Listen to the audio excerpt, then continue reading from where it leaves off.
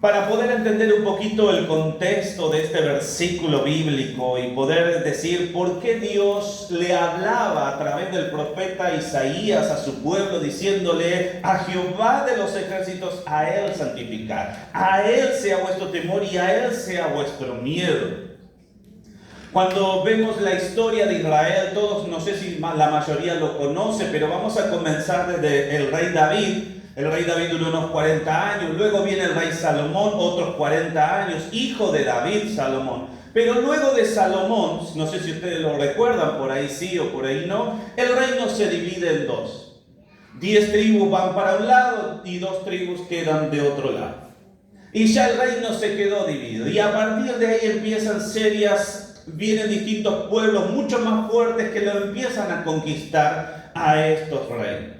Y en este contexto en el que vemos cuando Isaías habla esta palabra, el pueblo de Israel y de Judá se venía algo que Dios venía profetizando ya en el capítulo 7. Dios venía profetizando y diciéndole que se venía un reino mucho más fuerte a terminar de conquistar. ¿Todo por qué? Porque el pueblo de Israel no quería obedecer o seguir los pasos que Dios había establecido para su vida.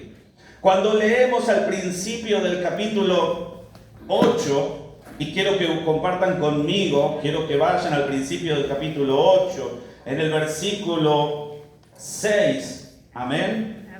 Desde el 5 vamos a leer. Dice: otra vez volvió Jehová a hablarme diciendo: por cuanto desechó este pueblo las aguas de Siloé que corren mansamente, y se regocijó con Rezín y con el hijo de Remalía, he aquí por tanto que el Señor hace subir sobre ellos aguas de ríos, impetuosas y muchas. Esto es al rey de Asiria con todo su poder, el cual subirá sobre todos sus ríos y pasará sobre todas sus riberas.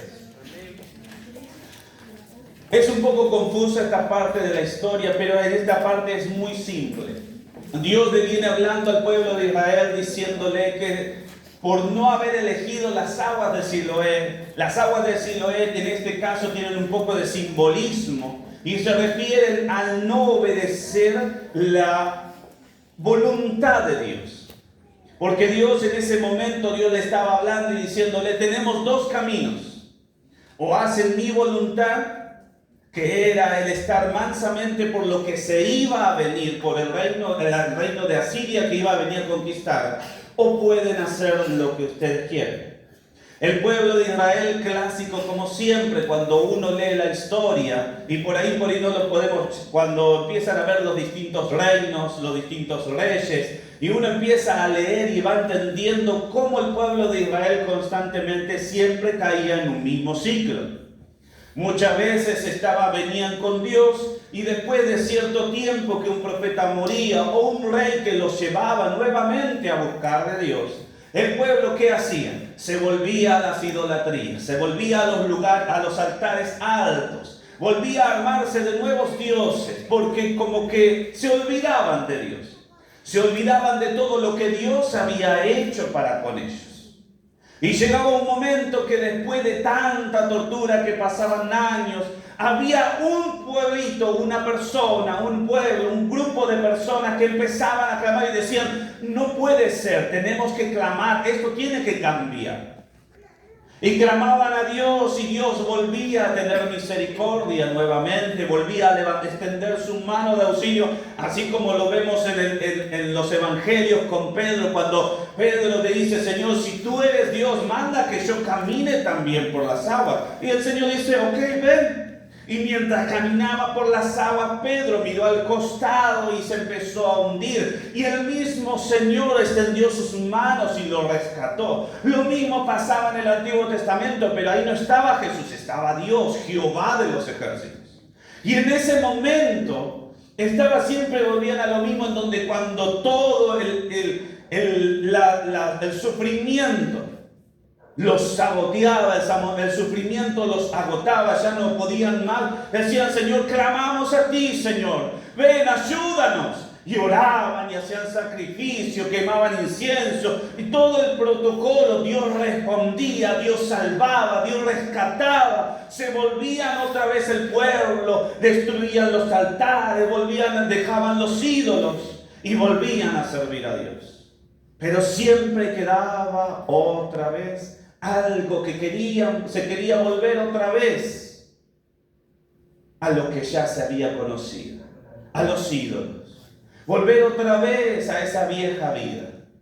Entonces lo de la historia de Israel era algo como clásico, algo muy común, hasta que Dios dijo, basta. Y entre medio de eso vinieron los pueblos de Babilonia, el pueblo de Siria, el pueblo de Asiria, pero en este contexto del profeta mayor, que en este caso es Isaías, vemos como Dios le daba dos opciones. Literalmente Dios le decía, ok, ustedes pueden hacer mi voluntad y va a estar todo tranquilo. Literalmente, todo va a estar tranquilo, van a ir bien, va a venir un pueblo que los va a conquistar, pero va a ir bien porque es mi voluntad. Pero el pueblo tenía una segunda opción. El pueblo de Israel siempre quería otra, porque como que no satisface la única opción que Dios nos da. Dice la palabra de Dios, sin santidad nadie le verá. Pero nosotros tratamos de arreglar la palabra santidad para que se adapte a nuestra forma de vida. Pero nosotros no nos adaptamos a lo que dice cómo debemos ser a través de la palabra de Dios. Y comienza, y el pueblo de Israel, él dice, no, voy a hacer la segunda opción.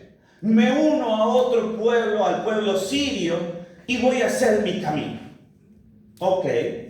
Entonces Dios establece y dice un poquito en los versículos más adelante, ok, dice, no hay ningún problema.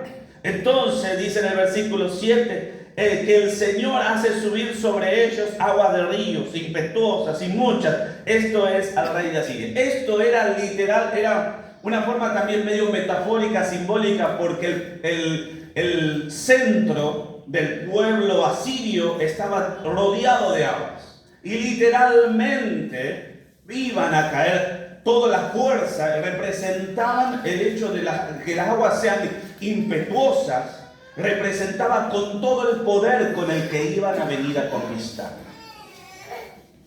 Y llegado el momento, sigue más adelante Dios hablando a través del profeta Isaías, y dice, y pasando hasta Judá inundará, y el versículo 8, y pasará adelante, y llegará hasta la garganta, y extendiendo sus alas llenará la anchura de tu tierra, oh Emanuel.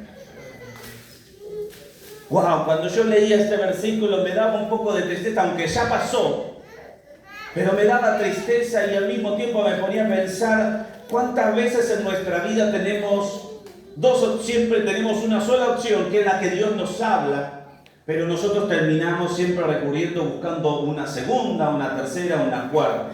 Yo no sé cómo si a ustedes les gusta un poco el deporte, por ahí a los varones un poco más. Si encuentro alguna chica que le gusta el deporte, o específicamente la Fórmula 1, nadie, amén, gloria a Dios, soy el único loco viejo que todavía me gusta la Fórmula 1. Ahí hay una hermana, gloria a Dios, vamos con la Pinto, muy bien.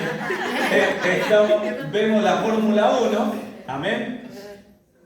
Y en la Fórmula 1, cuando ustedes ven, no sé si lo habrán visto, son autos a toda velocidad. Es algo aburridísimo. Para algunas personas, para otras personas que no lo entienden, es aburrido. Es ver autos de alta velocidad girando sobre una misma pista y es lo mismo. No pasa más nada, pero a mí me encanta. Perdonen, pero me emociona. Y tengo un equipo favorito, no es de los top de ahora, es un equipo favorito que tiene muchos años, pero hasta ahora no anda muy bien.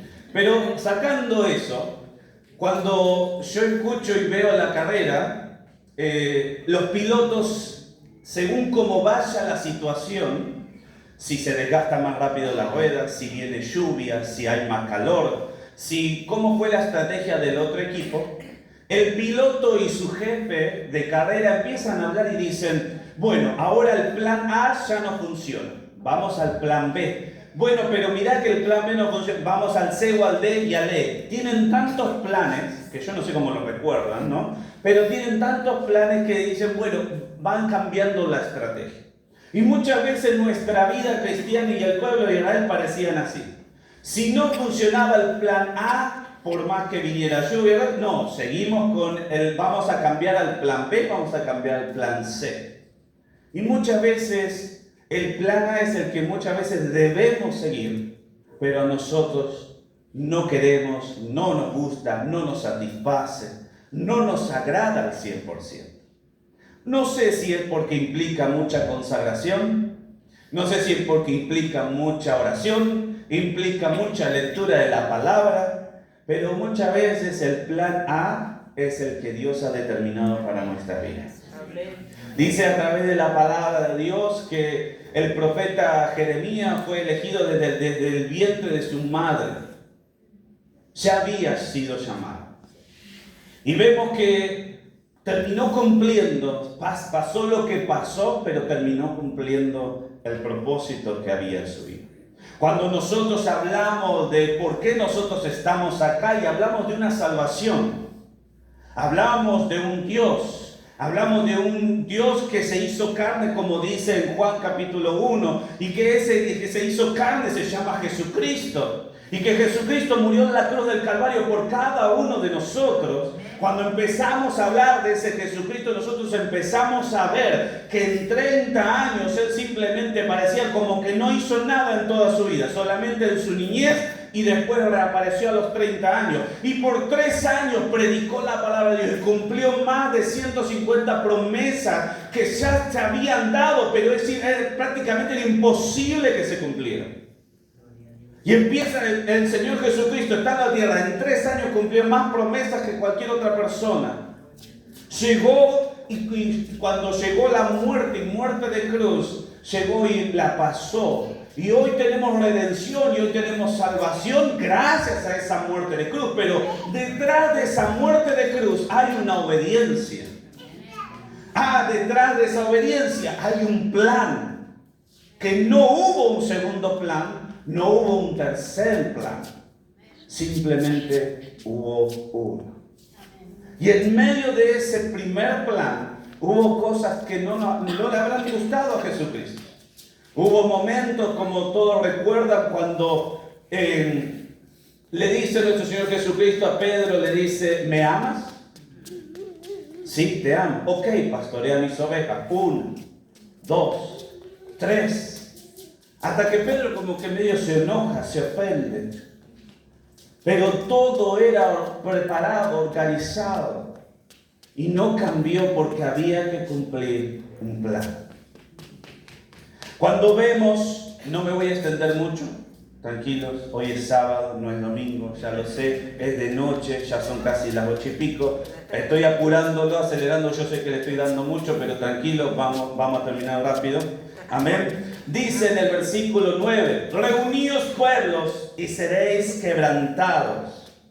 Oíd todos los que sois de lejanas tierras, ceñíos y seréis quebrantados, disponeos y seréis quebrantados. Tomad consejo y será anulado, proferid palabras y no será firme, porque Dios está con nosotros. Amén. ¡Wow! ¿Cuánto le pueden dar la gloria a Dios? Amén. Gracias, Señor.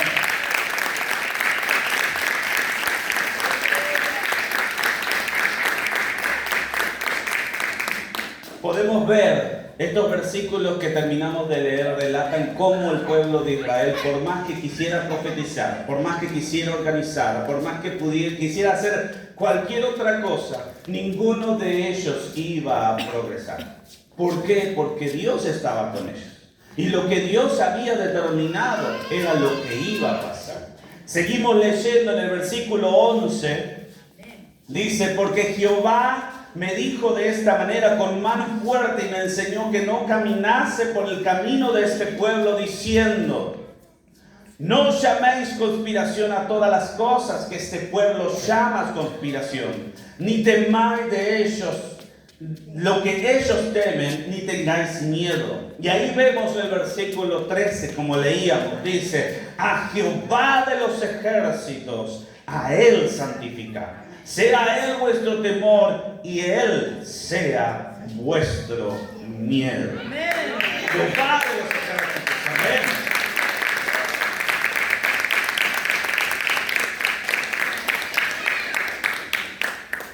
podemos ahí entender que por más la situación que se esté pasando, lo que se esté viviendo, hay un Jehová de los ejércitos que está con nosotros. En este tiempo, yo sé que mañana es un día de votación.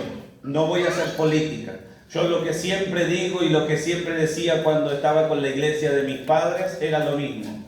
Es lo que me dice la palabra de Dios. Orad por vuestros gobernantes. Sea quien sea, quien gane, no gane, político, estamos de este, del otro color de esta bandera, orad por los gobernantes. En este tiempo se vive mucho temor. En este tiempo uno empieza a escuchar las noticias y empezamos a creer y empezamos a tener miedo, empezamos a creer lo que se dice, lo que no, si es verdad, si es mentira. Yo no hablo de eso.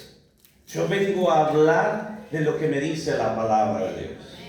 Yo no creo en lo que me dice la política, como hablaba el pastor en la última reunión. No venimos a creer en lo que me dice la política, venimos a creer en lo que está en la palabra de Dios. Si Dios me dice que Dios está con nosotros, no hay nada que haya contra nosotros. Dice que el profeta se levantó en la mañana, pero antes que se levantara el profeta estaba el siervo del profeta. Y se levantó en la mañana y vio que estaba rodeado de todo un ejército. Entonces tuvo miedo y llamó a su siervo y el siervo dijo: ay, Señor, ábrele los ojos, por favor, que son más los que están con nosotros que contra nosotros. Lo que yo estoy viendo, revélate a la vida de él para que pueda ver con gloria lo que yo también estoy creyendo. Que por más que haya tormenta, haya dificultades, el dinero no alcance, empieces a ver la gloria de Dios, como Dios multiplica en medio de la escasez. Ese es el Dios que hablamos. No hablamos de un Dios de político o el presidente, expresidentes, no. Hablamos de un Dios que es el Rey de Reyes y Señor de Señores. No dice presidentes de presidentes, dice Rey de Reyes y Señor de Señores. Hoy a través de los testimonios se empezaba a declarar esa grandeza.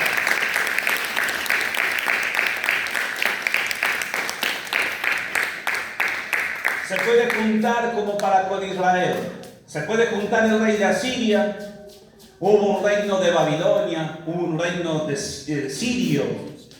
Todos conquistaron. El pueblo de Israel se desmenuzó, fue para un lado, para el otro. En todas ellas hubo una promesa de parte de Dios. En un momento Dios le dice: no, van a irse. Va a haber una deportación, y esa deportación, porque hubo varias, hubo aproximadamente 3 deportaciones, pero en una, la última, dice: no, vayan y directamente cásense, hagan familia, hagan hogares, porque van a estar por un largo tiempo, casi aproximadamente 70 años, hasta que por mi palabra, dice Jehová, iban a volver nuevamente el pueblo de Israel. ¿Y qué pasó? 70 años después el pueblo nuevamente regresa, pero uno dice: ¿cómo puede ser? El pueblo de Israel se había ido, formado familia, casado, hecho todo, pero por otro lado Dios iba ya armando el camino de regreso para el pueblo de Israel. Muchas veces nosotros no veremos lo que está pasando por detrás o por lejos, no vemos los caminos de Dios, estamos viendo lo que pasa delante de nosotros, estamos viendo lo que sucede en nuestra casa, lo que sucede con nuestra economía, con nuestro hermano, hermana, padre, mamá, hermano, familia. Y parece como que todo va de mal en peor, como que nada cambió. Pero detrás de todo eso, detrás del plano de lo que uno ve, hay alguna fuerza sobrenatural, como decía el pastor en la reunión pasada. Hay algo sobrenatural que se mueve, que empieza a obrar para con tu vida. No sé cuándo llegará, y no es necesario saber tampoco el tiempo. No necesitamos saber el tiempo, ni la hora, ni el momento, ni la situación, ni cómo sucederá, sino creer hasta que veamos cumplir lo que estamos esperando. Dice que la fe, la certeza de lo que se espera, la convicción de lo que no se ve. Es decir, no vamos por vista, vamos por fe, creyendo en un Dios que está obrando por detrás. Parece algo imposible, por eso es que nos llaman como locos. Yo orgulloso me llamo loco. Amén. Yo no sé si usted se avergüenza de ese sobrenombre, pero nos llaman locos. Locos por creer en los jóvenes, locos por ver cómo las jovencitas danzan, locos por creer que venimos a una reunión, sacrificamos un jueves, sacrificamos un domingo, en este caso hoy sábado por las elecciones, pero un domingo a la mañana lo sacrificamos por un Dios que se ha glorificado en nuestra vida y que creemos que todavía sigue vivo, que es poderoso, que Él puede obrar en nosotros. Y decía, pero una cosa cuando leía un poco más y detallaba el versículo, descubrí que a Isaías le llevó esta palabra que él profetizó hacia el pueblo de Israel y él la colgó delante de todo el pueblo para que lo leyeran y lo vieran. Y Isaías tuvo que esperar 13 años hasta ver la promesa cumplida. Yo decía, wow, 13 años.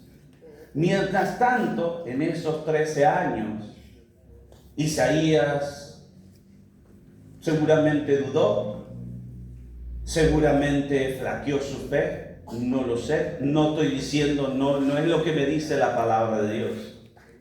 13 años esperó Isaías. Él habló como un loco, creyó a un Dios y lo escribió y fue obediente.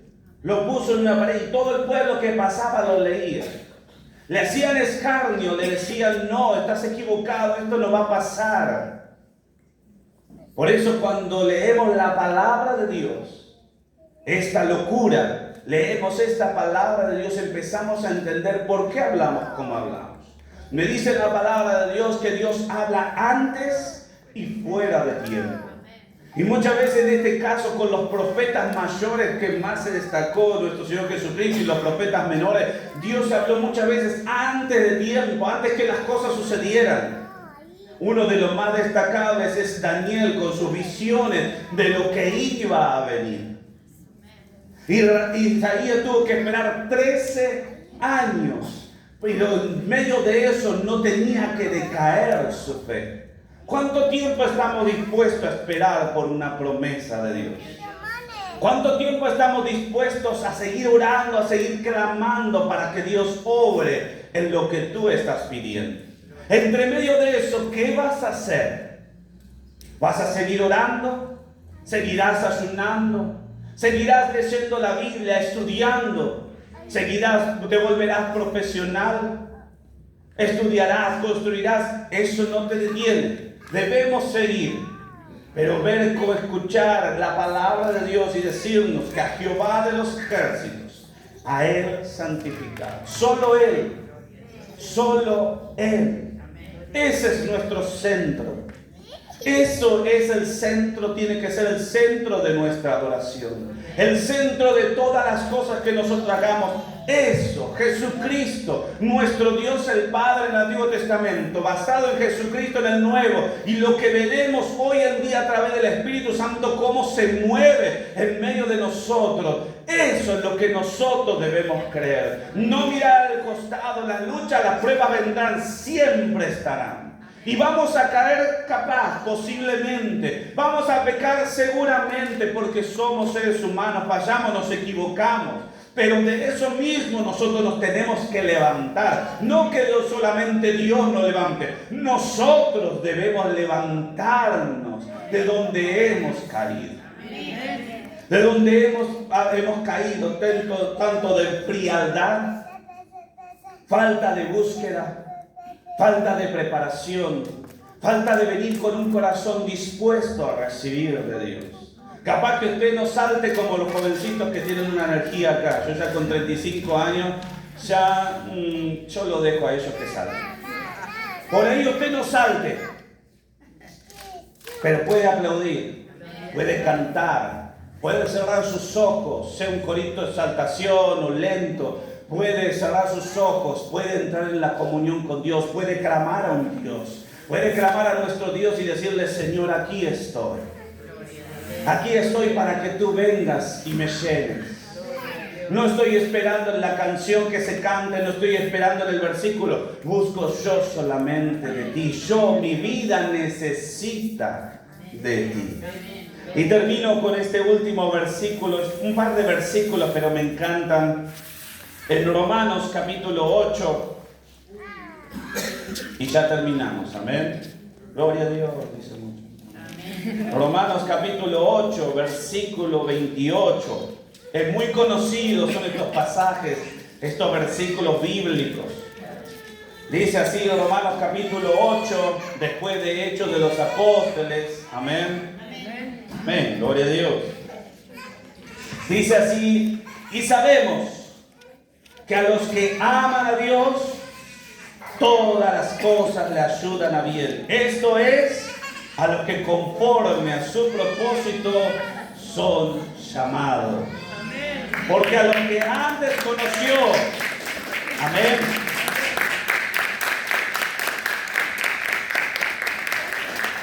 Dice, porque a los que antes conoció, también los predestinó para que fuesen hechos conforme a la imagen de su Hijo, para que Él sea el primogénito entre muchos hermanos. Y acá viene me encanta esta parte, porque si alguno de ustedes duda de que Dios los llamó desde la fundación del mundo, en el vientre de su madre, porque solamente habla de Job y de Jeremías, pero si usted todavía lo duda y si usted todavía no cree porque no vino ningún profeta y no le dijo, mirá, yo te llamé desde el vientre de tu madre, acá Dios te está hablando y te certifica si tenías alguna duda que tú tenías un llamado, que tenías un propósito, que tenías que estar en la casa de Dios. Dice, y a los que predestinó, a estos también llamó.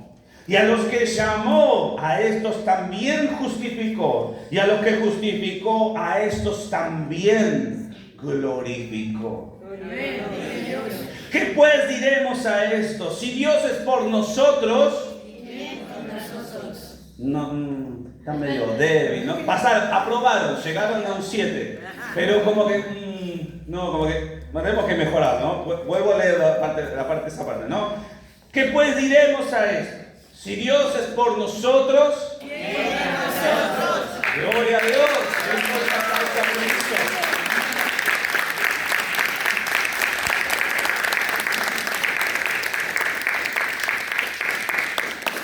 Y sigue la palabra de Dios y dice, el que no escatimó ni a su propio Hijo, sino que lo entregó por todos nosotros, ¿cómo no nos dará también con Él todas las cosas? Amén. ¿Quién acusará a los escogidos de Dios? Dios es el que justifica. Amén. Dice, ¿quién es el que condenará? ¿Quién es el que condenará? Cristo es el que murió, más aún, el que también resucitó, el que además está a la diestra de Dios, el que también intercede por nosotros. ¡Wow! ¿Cuánto privilegio tenemos? ¿Cuánto privilegio tenemos de poder estar en la casa de Dios, de ser llamados hijos de Dios? Y no solamente hijos de Dios, ¿qué más somos? ¿Qué más somos? Están hablando acá la parte. ¿Qué más? ¿Qué más somos? ¿Qué más somos? Real sacerdocio. Pueblo santo. Amén. ¿Qué más? Realeza. Amén. Realeza. Hay una de las que me encanta ser embajador. Dice, son embajadores del reino. Esa me encanta. Porque Dios te mueve para todo lado, diciendo, este es tu reino, estamos acá, pero nos movemos a nuestro hogar, nos movemos a nuestro trabajo, nos movemos a nuestros colegios. Somos todo eso, no solamente quedan hijos de Dios. Son nación santa, pueblo adquirido por Dios, real sacerdocio, linaje escogido. Somos embajadores del reino. Somos coherederos con Cristo. Tenemos una doble ciudadanía, ya no es la de la tierra, sino también la de lo celestial. ¿Cuántas cosas Dios nos ha regalado? ¿Cómo no creer en la palabra de Dios? ¿Qué es lo que nos ha dado el mundo que no nos pueda dar Dios? El mundo por ahí te discrimina, el mundo por ahí te desecha por tu nivel de inteligencia, tu nivel de sabiduría, tu nivel económico, tu vestimenta. Pero Dios no mira eso. Y no estoy diciendo que solamente mira tu corazón, sino también que mira lo que Dios ya ha puesto en tu vida. Mira lo que estás por cumplir, lo que vas a hacer con tu vida. Uno dirá, no, y pasarán años y no sabemos. Yo, por ejemplo, ni pensé nunca en mi vida en viajar a otro país, estar un par de años, hablar otro idioma. No estaba dentro de mis planes. Mis planes eran otros. Dios terminó cambiando, Dios movió todas las piezas. Eso es lo que hace Dios con nuestra vida. Que a Él sea la gloria, a Él sea la honra, que nuestro temor sea para Él, a Él santifiquemos, a Él le demos todo el honor, toda la alabanza. Dios lo bendiga.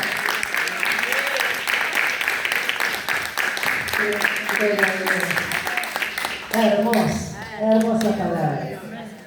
Bueno, vamos a estar pasando informe. Nuestro hermano Tiago va a estar dando el informe para que sepan y lo que quieran anotar, porque después llaman y dicen, ¿a qué hora era la reunión? ¿Cuándo va a ser esto? Tengan un papelito, anoten. Él va a estar diciendo todo lo que se hace durante toda la semana. Tiago.